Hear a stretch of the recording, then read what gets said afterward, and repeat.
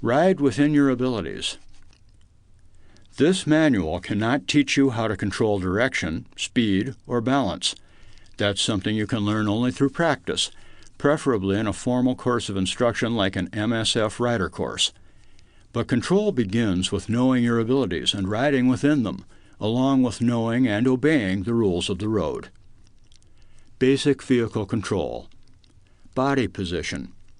To control a motorcycle well, posture. Position yourself comfortably so you are able to operate all the controls and can use your arms to steer the motorcycle rather than to hold yourself up. This helps you bond with your motorcycle and allows you to react quickly to hazards. Seat. Sit far enough forward so that arms are slightly bent when you hold the hand grips. Bending your arms permits you to press on the handlebars without having to stretch. Hands. Hold the hand grips firmly to keep your grip over rough surfaces. Start with your right wrist flat. This will help you keep from accidentally using too much throttle.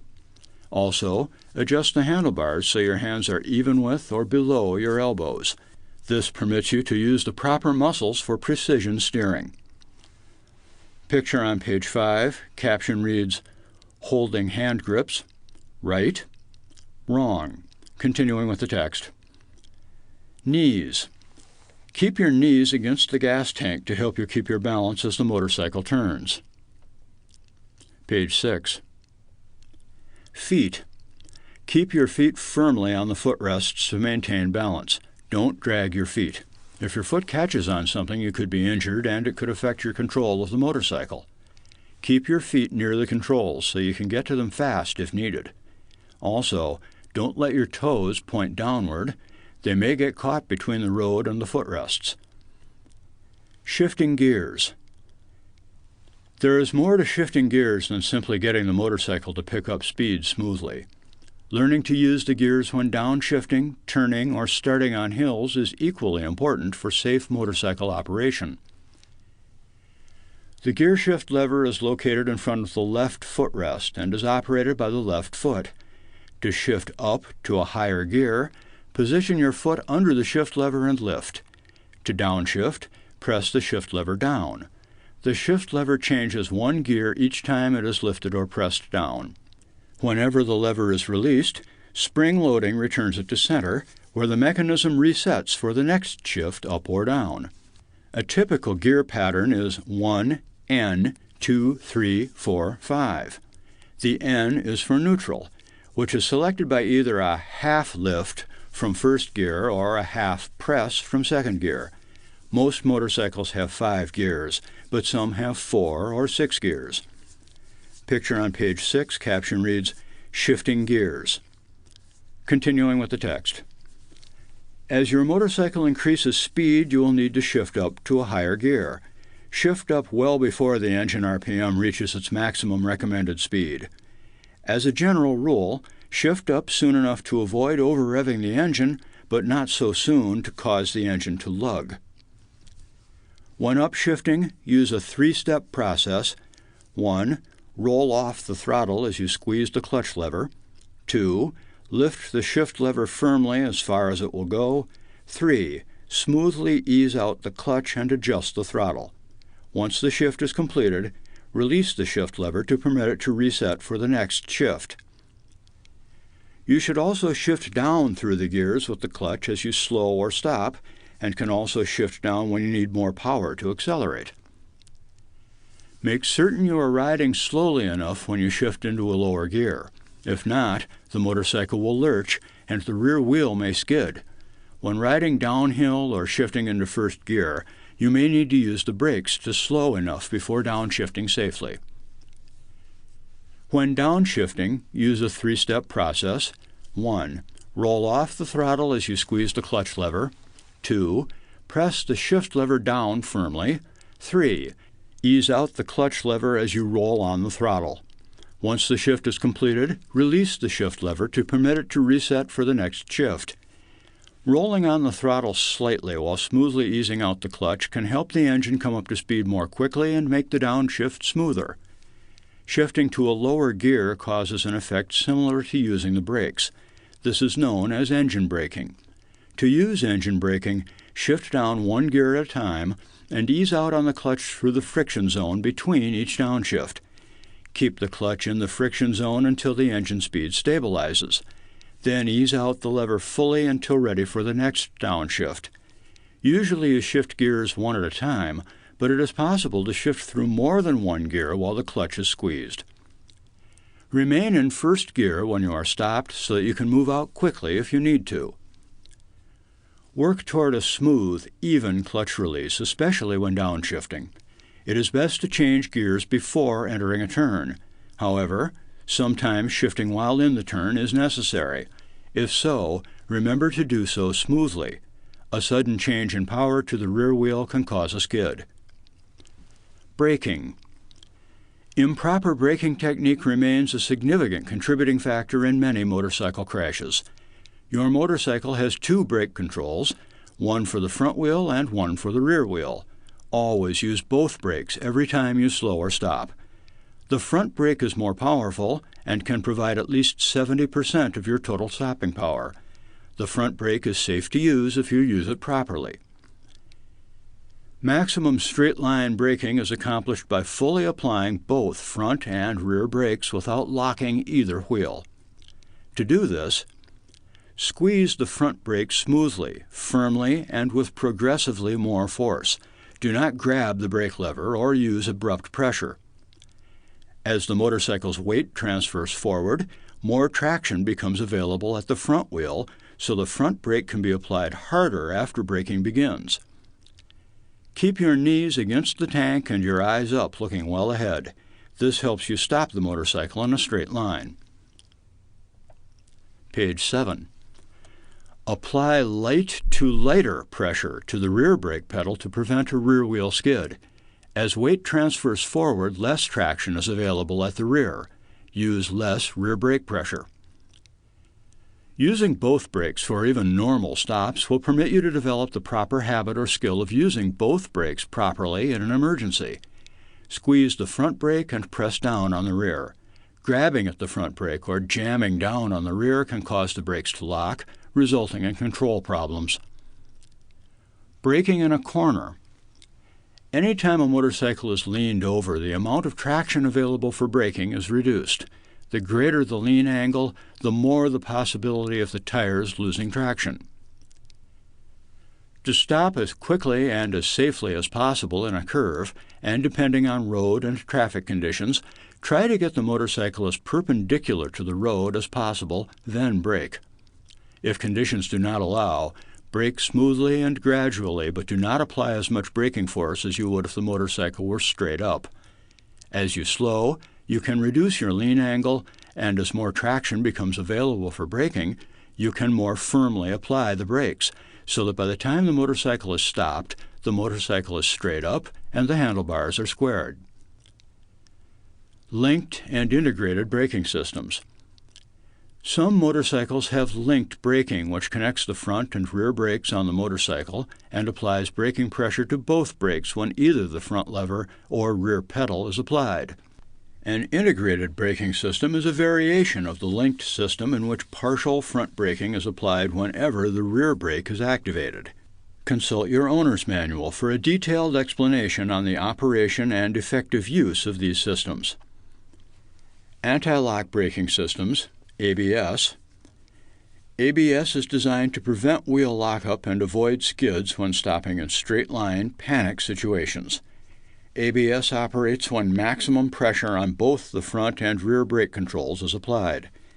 If electronic sensors detect the possibility of a wheel lock, brake hydraulic pressure is released, then reapplied to maintain maximum braking effectiveness. The system is capable of releasing and reapplying pressure more than 15 times per second. Turning. Approach turns and curves with caution. Riders often try to take curves or turns too fast. When they can't hold the turn, they end up crossing into another lane of traffic or going off the road. Or they overreact and brake too hard, causing a skid and loss of control. Use 4 steps for better control. Slow. Reduce speed before the turn by closing the throttle and, if necessary, applying both brakes. Look. Look through the turn to where you want to go. Turn just your head, not your shoulders, and keep your eyes level with the horizon. Press. To turn, the motorcycle must lean. To lean the motorcycle, press on the hand grip in the direction of the turn. Press left hand grip, lean left, go left. Press right hand grip, lean right, go right. The higher the speed in a turn, or the sharper the turn, the greater the lean angle needs to be. Roll. Roll on the throttle to maintain or slightly increase speed. This helps stabilize the motorcycle. In normal turns, the rider and the motorcycle should lean together at the same angle. In slow, tight turns, counterbalance by leaning the motorcycle only and keeping your body straight. Picture on page 7. Captions read, normal turns, slow, tight turns. Boxed material on page 7. Test yourself 3. When riding, you should A. Turn your head and shoulders to look through turns. B. Keep your arms straight. C. Keep your knees away from the gas tank. D. Turn just your head and eyes to look where you are going. Answer. D. Turn just your head and eyes to look where you are going. Continuing with the text. Page 8. Keeping your distance. The best protection you can have is distance, a cushion of space, separating yourself from other vehicles on the roadway. This will provide you with a clear view of emerging traffic situations so that if someone else makes a mistake, you will have more time to respond, more space to maneuver, including an escape route if necessary. Lane positions. Successful motorcyclists know that they are safer when clearly seen. In some ways, the size of the motorcycle can work to your advantage. Each traffic lane gives a motorcycle 3 paths of travel, as indicated in the illustration. Your lane position should help you increase your ability to see and be seen, avoid others' blind spots, avoid surface hazards, protect your lane from other drivers, communicate your intentions, avoid wind blasts from other vehicles, provide an escape route, set up for turns. Picture on page 8, caption reads, Lane positions. Continuing with the text. Many motorcyclists consider the left third of the lane, the left tire track of automobiles, to be their default lane position. You should then consider varying your lane position as conditions warrant, keeping in mind that no portion of the lane need be avoided, including the center. You should position yourself in the portion of the lane where you are most likely to be seen and you can maintain a space cushion around you. Change position as traffic situations change. Ride in path 2 or 3 if vehicles and other potential problems are on your left only. Remain in path 1 or 2 if hazards are on your right only. If vehicles are being operated on both sides of you, the center of the lane, path 2, is usually your best option. Remember, the center third of the lane is the place where debris and oil drippings from cars collect and where hazards, such as manhole covers, are located. Unless the road is wet, the average center strip permits adequate traction to ride on safely. You can operate to the left or right of the grease strip and still be within the center third of the traffic lane. Avoid riding on big buildups of oil and grease usually found at busy intersections or toll booths. Experienced riders rely on their own best judgment and instincts. One absolute, however, is to avoid riding in another vehicle's blind spot. Following another vehicle. Following too closely is a factor in crashes involving motorcyclists. In traffic, motorcycles need as much distance to stop as cars. Normally, a minimum of 3 seconds distance should be maintained behind the vehicle ahead. Picture on page 8, caption reads, Following. Continuing with the text. To gauge your following distance, pick out a marker, such as a pavement marking or lamp post, on or near the road ahead. When the rear bumper of the vehicle ahead passes the marker, count off the seconds: 1001, 1002, 1003. If you reach the marker before you reach 3, you are following too closely. A 3-second following distance leaves a minimum amount of space to stop or swerve if the driver ahead stops suddenly.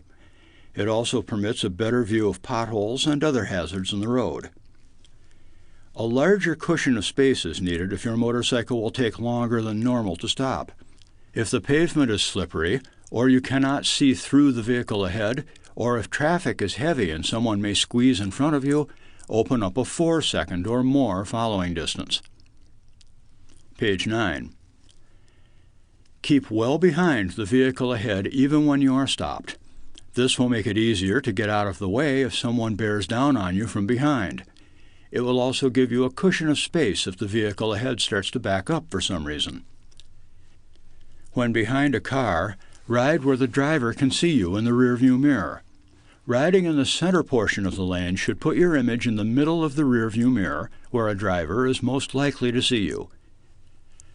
Riding at the far side of a lane may permit a driver to see you in a side view mirror, but remember that most drivers don't look at their side view mirrors nearly as often as they check the rear view mirror. If the traffic situation allows, the center portion of the lane is usually the best place for you to be seen by the drivers ahead and to prevent lane sharing by others. Being followed. Speeding up to lose someone following too closely only ends up with someone tailgating you at a higher speed. A better way to handle tailgaters is to get them in front of you. When someone is following too closely, change lanes and let them pass. If you can't do this, slow down and open up extra space ahead of you to allow room for both you and the tailgater to stop. This will also encourage them to pass. If they don't pass, you will have given yourself and the tailgater more time and space to react in case an emergency does develop ahead. Passing and being passed. Passing and being passed by another vehicle is not much different than with a car. However, visibility is more critical. Be sure other drivers see you and that you see potential hazards. Passing.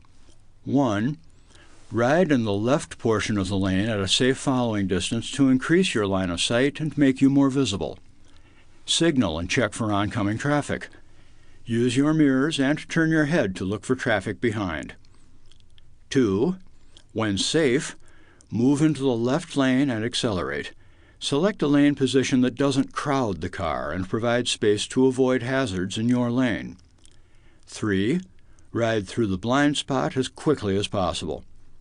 4. Signal again and complete mirror and head checks before returning to your original lane and then cancel the signal. Remember, passes must be completed within posted speed limits and only where permitted. Know your signs and road markings. Picture, page 9. Caption reads, Passing. Continuing with the text. Being passed. When you are being passed from behind, stay in the center portion of your lane. Riding close to the passing vehicle could put you in a hazardous situation. Avoid being hit by the other vehicle. A slight mistake by you or the passing driver could cause a sideswipe. Extended mirrors. Some drivers forget that their mirrors hang out farther than their fenders. Objects thrown from windows. Even if the driver knows you're there, a passenger may not see you and might toss something on you or the road ahead of you. Blasts of wind from larger vehicles. They can affect your control. You have more room for error if you are in the middle portion when hit by this blast than if you are on either side of the lane. Do not move into the portion of the lane farthest from the passing vehicle. It might invite the other driver to cut back into your lane too early. Page 10. Picture on page 10. Caption reads, Being passed. Continuing with the text. Lane sharing. Cars and motorcycles need a full lane to operate safely. Lane sharing is usually prohibited. Riding between rows of stopped or moving cars in the same lane can leave you vulnerable to the unexpected. A hand could come out of a window. A door could open. A car could turn suddenly. Discourage lane sharing by others. Keep a center portion position whenever other drivers might be tempted to squeeze by you. Drivers are most tempted to do this in heavy bumper-to-bumper traffic, when they want to pass you, when you are preparing to turn at an intersection, when you are moving into an exit lane or leaving a highway. Boxed material on page 10. Test yourself for. Usually a good way to handle tailgaters is to A. Change lanes and let them pass. B. Use your horn and make obscene gestures. C. Speed up to put distance between you and the tailgater. D. Ignore them. Answer: A. Change lanes and let them pass. Continuing with the text. Merging cars. Drivers on an entrance ramp may not see you on the highway. Give them plenty of room. Change to another lane if one is open. If there is no room for a lane change, adjust speed to open up space for the merging driver. Picture on page 10. Caption reads, Merging. Continuing with the text. Cars alongside. Do not ride next to cars or trucks in other lanes if you do not have to. You might be in the blind spot of a car in the next lane, which could switch into your lane without warning. Cars in the next lane also block your escape if you come upon danger in your own lane. Speed up or drop back to find a place clear of traffic on both sides. Picture on page 10. Caption reads, Blind spot. Continuing with the text. Page 11. C. SEE. Good, experienced riders are always aware of what is going on around them. They reduce their risk by using MSF's three-step SEE strategy: search, evaluate, execute. C will help you assess what is going on in traffic so that you can plan and implement the safest course of action as traffic situations change. Let's look at each of these steps. Search. How assertively you search and how much time and space you have can eliminate or minimize risk. As you search, focus on finding potential escape routes, especially in and around intersections, shopping areas, and school and construction zones. Picture on page 11. Caption reads, Rider radar. Continuing with the text. One way to search is to use your rider radar to aggressively scan the environment ahead of you, to the sides, and behind you to avoid potential hazards even before they arise. There are 3 lead times experienced riders consider. First, be alert and scan for hazards that are about 2 seconds ahead of you or within your following distance. Scanning your 4-second immediate path can allow you time for a quick response if something should go wrong. Anything that is within 4 seconds of your path is considered immediate because 4 seconds is considered enough time and space to swerve and or brake for fixed hazards or for someone or something entering your path of travel. Finally, experienced riders search for hazards that are further out, looking ahead to an area it would take about 12 seconds to reach. This provides time to prepare for a situation before it becomes immediate. Using the C strategy will help you to search for a variety of factors such as oncoming traffic that may turn left in front of you, traffic coming from the left and from the right, traffic approaching from behind, hazardous road conditions that require you to be alert, especially in areas with limited visibility. Visually busy surroundings could hide you and your motorcycle from others.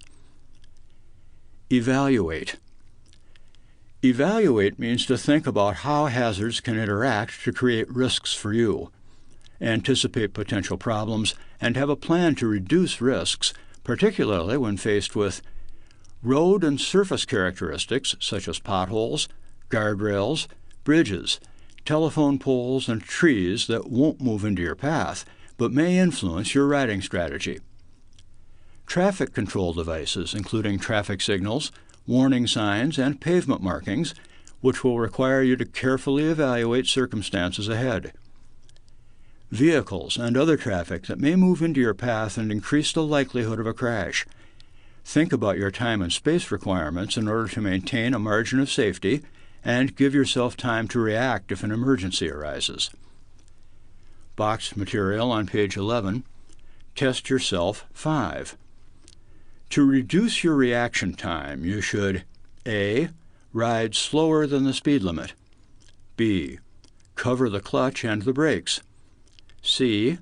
Shift into neutral when slowing. D. Pull in the clutch when turning. Answer: B. Cover the clutch and the brakes. Continuing with the text. Page 12. Execute. Finally, execute your decision. To create more space and minimize harm from any hazard, communicate your presence with lights and/or horn.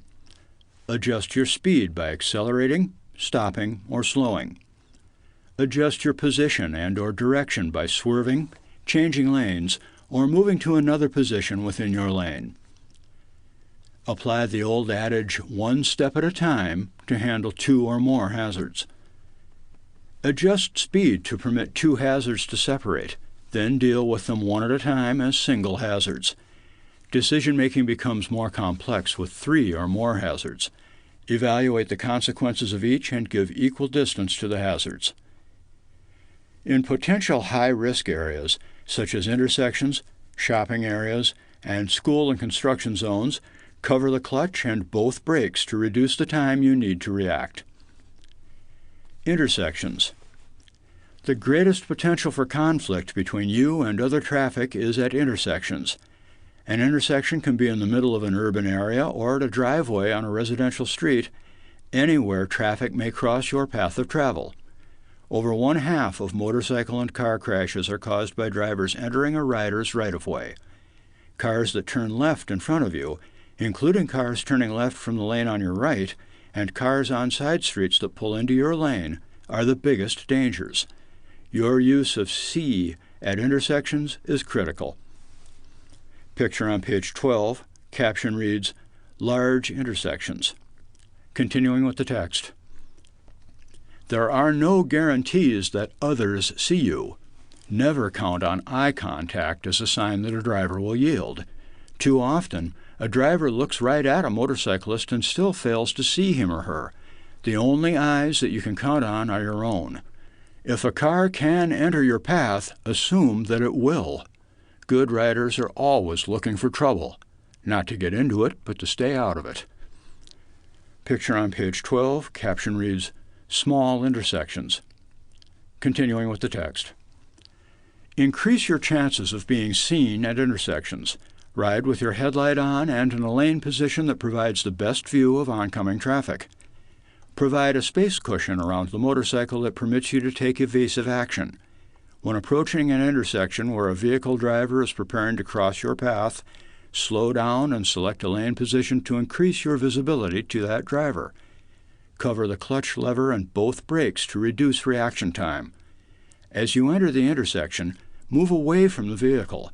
Do not change speed or position radically, as drivers might think you are preparing to turn. Be prepared to brake hard and hold your position if an oncoming vehicle turns in front of you, especially if there is other traffic around you. This strategy should also be used whenever a vehicle in the oncoming lane of traffic is signaling for a left turn, whether at an intersection or not. Boxed material on page 12, Test Yourself 6. Making eye contact with other drivers, A, is a good sign they see you. B, is not worth the effort it takes. C, doesn't mean that the driver will yield. D, guarantees that the other driver will yield to you. Answer: C, doesn't mean that the driver will yield. Continuing with the text. Page 13. Blind intersections. If you approach a blind intersection, move to the portion of the lane that will bring you into another driver's field of vision at the earliest possible moment. In this picture, the rider has moved to the left portion of the lane, away from the parked car, so the driver on the cross street can see him as soon as possible. Remember, the key is to see as much as possible and remain visible to others while protecting your space. If you have a stop sign or stop line, stop there first. Then edge forward and stop again, just short of where the cross-traffic lane meets your lane. From that position, lean your body forward and look around buildings, parked cars, or bushes to see if anything is coming. Just make sure your front wheel stays out of the cross lane of travel while you're looking. Picture on page 13, caption reads, "Blind intersections." Picture on page 13, caption reads, "Stop signs." Continuing with the text, "Passing parked cars." When passing parked cars, stay toward the left of your lane. You can avoid problems caused by doors opening, drivers getting out of cars, or people stepping from between cars. If oncoming traffic is present, it is usually best to remain in the center lane position to maximize your space cushion. Picture on page 13, caption reads, "Parking cars." Continuing with the text, "A bigger problem can occur if the driver pulls away from the curb without checking for traffic behind. Even if he does look, he may fail to see you. In either event, the driver might cut into your path, slow down, or change lanes to make room for someone cutting in." Cars making a sudden U-turn are the most dangerous. They may cut you off entirely, blocking the whole roadway and leaving you with no place to go. Since you can't tell what a driver will do, slow down and get the driver's attention. Sound your horn and continue with caution. Picture on page 13, caption reads, "Parking at curbs." Continuing with the text. Page 14. Parking at the roadside. If parking in a parallel parking space next to a curb, position the motorcycle at an angle with the rear wheel to the curb. Note, some cities have ordinances that require motorcycles to park parallel to the curb. Increasing noticeability. In crashes with motorcyclists, drivers often say that they never saw the motorcycle. From ahead or behind, a motorcycle's outline is much smaller than a car's. Also, it's hard to see something you are not looking for, and most drivers are not looking for motorcycles. More likely, they are looking through the skinny two-wheeled silhouette in search of cars that may pose a problem to them. Even if a driver does see you coming, you aren't necessarily safe. Smaller vehicles appear farther away and seem to be traveling slower than they actually are. It is common for drivers to pull out in front of motorcycles thinking they have plenty of time. Too often they are wrong. However, you can do many things to make it easier for others to recognize you and your motorcycle. Clothing. Most crashes occur in broad daylight. Wear bright-colored clothing to increase your chances of being seen. Remember, your body is half of the visible surface area of the rider and motorcycle unit. Bright orange, red, yellow, or green jackets and vests are your best bets for being seen. Your helmet can do more than protect you in a crash. Brightly colored helmets can also help others see you. Any bright color is better than drab or dark colors. Reflective, bright-colored clothing, helmet and jacket or vest, is best. Reflective material on a vest and on the sides of the helmet will help drivers coming from the side to spot you.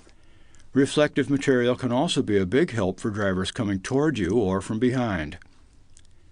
Headlight. The best way to help others see your motorcycle is to keep the headlight on at all times. New motorcycles sold in the USA since 1978 automatically have the headlights on when running. Studies show that, during the day, a motorcycle with its light on is twice as likely to be noticed. Use low beam at night and in fog. Signals. The signals on a motorcycle are similar to those on a car. They tell others what you plan to do. However, due to a rider's added vulnerability, signals are even more important. Use them any time you plan to change lanes or turn. Use them even when you think no one else is around. It's the car you don't see that's going to give you the most trouble. Your signal lights also make you easier to spot. That's why it's a good idea to use your turn signals even when what you plan to do is obvious. Picture on page 14, caption reads, signaling. Continuing with the text. When you enter a freeway, drivers approaching from behind are more likely to see your signal blinking and make room for you. Turning your signal light on before each turn reduces confusion and frustration for the traffic around you. Once you turn, make sure your signal is off, or a driver may pull directly into your path, thinking that you plan to turn again. Use your signals at every turn so drivers can react accordingly. Don't make them guess what you intend to do. Brake light. Your motorcycle's brake light is usually not as noticeable as the brake lights on a car, particularly when your tail light is on. It goes on with the headlight. If the situation will permit, help others notice you by flashing your brake light before you slow down. It is especially important to flash your brake light before you slow more quickly than others might expect, turning off a high-speed highway. You slow where others may not expect it, in the middle of a block or at an alley.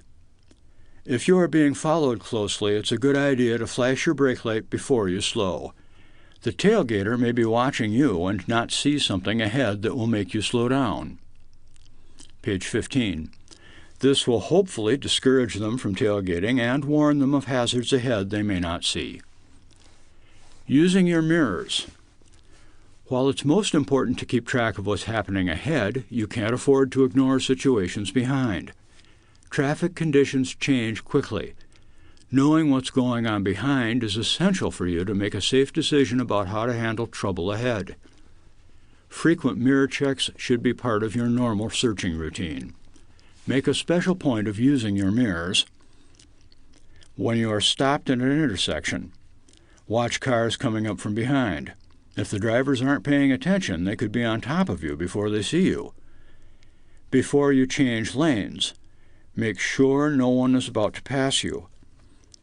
Before you slow down, the driver behind may not expect you to slow, or may be unsure about where you will slow.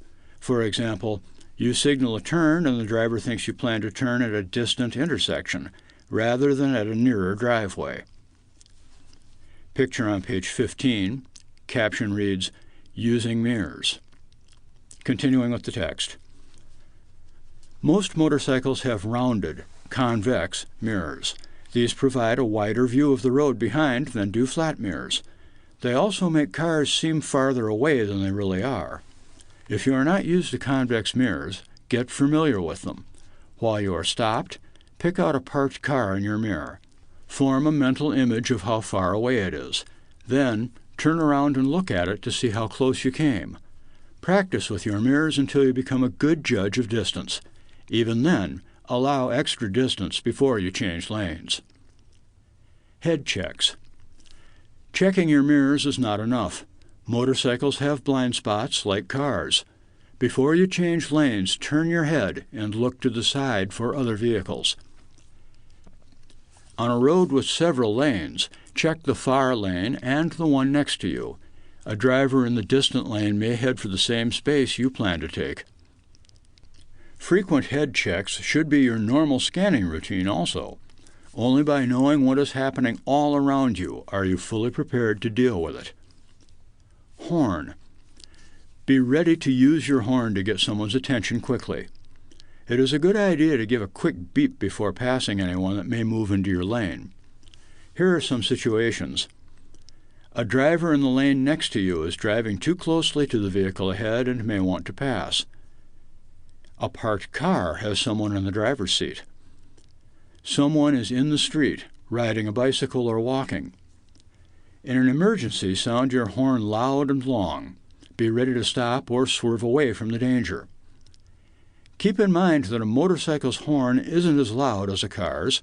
Therefore, use it, but don't rely on it. Other strategies, like having time and space to maneuver, may be appropriate along with the horn. Boxed material on page 15. Test yourself 7. Reflective clothing should A. Be worn at night. B. Be worn during the day. C. Not be worn. D. be worn day and night? Answer: D. Be worn day and night. Continuing with the text. Riding at night. At night it is harder for you to see and be seen. Picking your headlight or taillight out of the car lights around you is not easy for other drivers. To compensate, you should reduce your speed. Page 16. Ride even slower than you would during the day, particularly on roads you don't know well. This will increase your chances of avoiding a hazard. Increase distance. Distances are harder to judge at night than during the day. Your eyes rely upon shadows and light contrast to determine how far away an object is and how fast it is coming. These contrasts are missing or distorted under artificial lights at night. Open up a 4-second following distance or more, and allow more distance to pass and be passed. Use the car ahead. The headlights of the car ahead can give you a better view of the road than even your high beam can. Taillights bouncing up and down can alert you to bumps or rough pavement. Use your high beam. Get all the light you can. Use your high beam whenever you are not following or meeting a car. Be visible. Wear reflective materials when riding at night. Be flexible about lane position.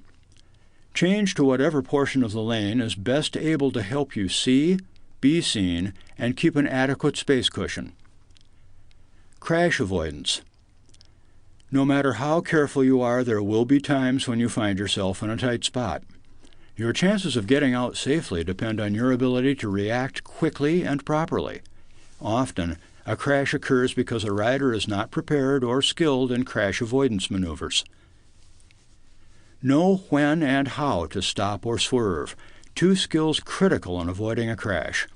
It is not always desirable or possible to stop quickly to avoid an obstacle. Riders must also be able to swerve around an obstacle. Determining which skill is necessary for the situation is important as well. Studies show that most crash-involved riders underbrake the front tire and overbrake the rear. Other crash-involved riders did not separate braking from swerving or did not choose swerving when it was appropriate. The following information offers some good advice. Quick stops. To stop quickly, apply both brakes at the same time. Don't be shy about using the front brake, but don't grab it either. Squeeze the brake lever firmly and progressively. If the front wheel locks, release the front brake immediately and then reapply it firmly. At the same time, press down on the rear brake. If you accidentally lock the rear brake on a good traction surface, you can keep it locked until you have completely stopped, but even with a locked rear wheel, you can control the motorcycle on a straightaway if it is upright and going in a straight line. Stopping quickly in a curve. Now that you know the technique, using both brakes in a turn is possible, although it should be done very carefully. When leaning the motorcycle, some of the traction is used for cornering. Less traction is available for stopping. A skid can occur if you apply too much brake. Also, using the front brake incorrectly on a slippery surface may be hazardous. Use caution and squeeze the brake lever. Never grab. Picture on page 16. Caption reads, "Swerve, then brake." Picture on page 16. Caption reads, "Brake, then swerve." Continuing with the text. If you must stop quickly while turning in a curve, first straighten and square the handlebars, then stop. If you find yourself in a situation that does not allow straightening first, such as when there is a danger of running off the road in a left-hand curve, or when facing oncoming traffic in a right-hand curve, apply the brakes smoothly and gradually. Page 17. As you slow, you can reduce your lean angle and apply more brake pressure until the motorcycle is straight and maximum brake pressure can be applied. Always straighten the handlebars in the last few feet of stopping to maintain your balance and remain upright. Swerving or turning quickly. Sometimes you may not have enough room to stop, even if you use both brakes properly. You may encounter an unexpected object in your path, or the car ahead might squeal to a stop. The only way to avoid a crash may be to turn quickly or swerve around it. A swerve is a sudden change in direction.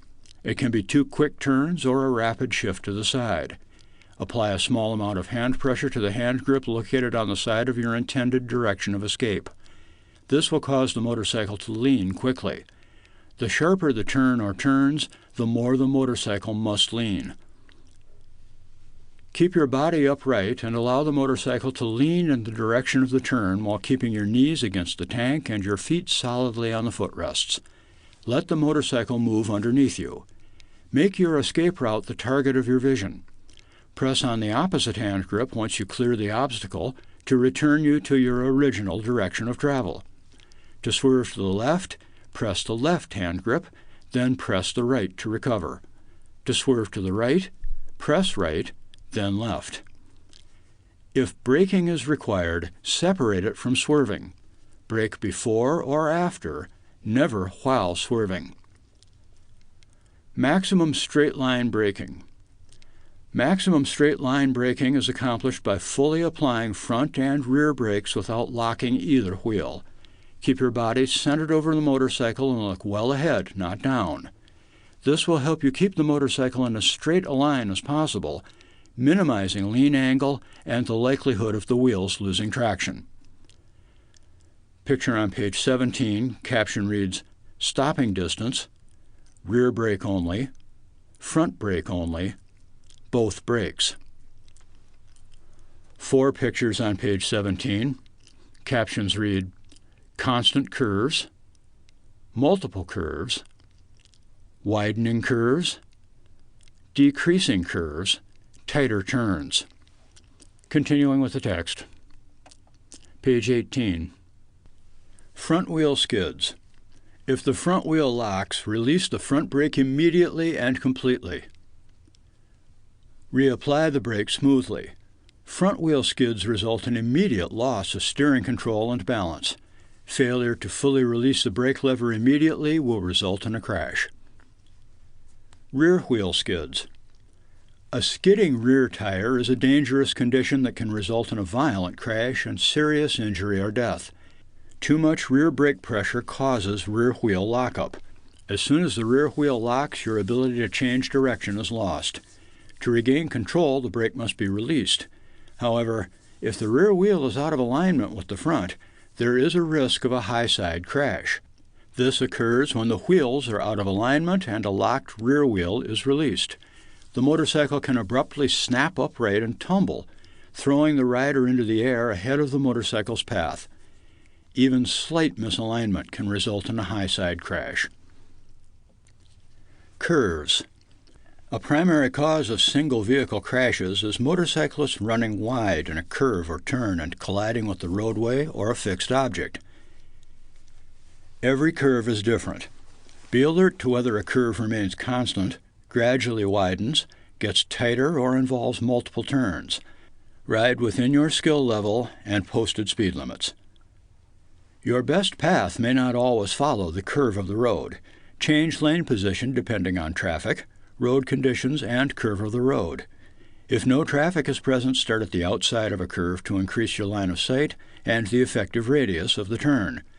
As you turn, move toward the inside of the curve, and as you pass the center, move to the outside to exit. Another alternative is to move to the center of your lane before entering a curve and stay there until you exit. This permits you to spot approaching traffic as soon as possible. You can also adjust for traffic crowding the center line or debris blocking part of your lane. Handling dangerous surfaces. Your chance of falling or being involved in a crash increases whenever you ride across uneven surfaces or obstacles.